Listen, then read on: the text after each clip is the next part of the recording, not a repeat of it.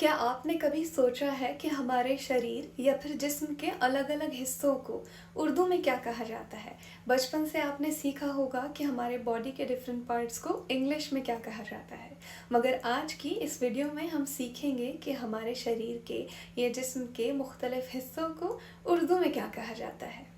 तो फिर ज़रा देर ना करते हुए आगाज़ करते हैं आज की वीडियो का। तो सबसे पहले जो हम आपको हिस्सा या फिर बॉडी पार्ट बताने वाले हैं वो है माथे या फॉरहेड को उर्दू में क्या कहा जाता है?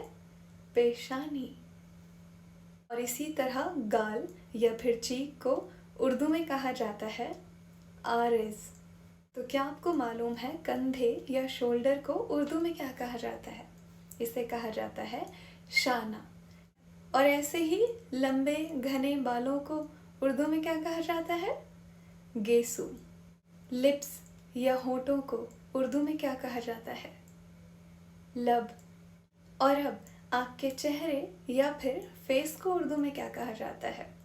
रुखसार। रुखसार फ़ारसी से उर्दू में आया हुआ लफ्ज़ है और कई दफ़ा रुखसार का इस्तेमाल गाल के लिए भी किया जाता है। और ये लफ्ज़ तो कुछ लोगों को सुनने में काफ़ी अजीब लगता है, मगर इसमें कोई हैरानी वाली बात नहीं है क्योंकि ये वाकई में एक लफ्ज़ है जो कि फ़ारसी ज़बान से उर्दू में आया है। तो हाथ को उर्दू में क्या कहा जाता है? दस्त। ये काफ़ी आसान है समझना, इसीलिए तो ग्लव्स को आप इंग्लिश में क्या कहते हैं? दस्ताने। इसी तरह एक और लफ्ज़ जो काफ़ी आम तौर पर इस्तेमाल किया जाता है, दिल। तो दिल या फिर हार्ट को उर्दू में और कहा जाता है क़ल्ब। क़ल्ब अरबी ज़ुबान से उर्दू में आया हुआ लफ्ज़ है। क़ल्ब यानी हार्ट और दिल। तो क्या आज की वीडियो से वाकई आपकी मालूमात में मज़ीद इजाफ़ा हुआ या नहीं?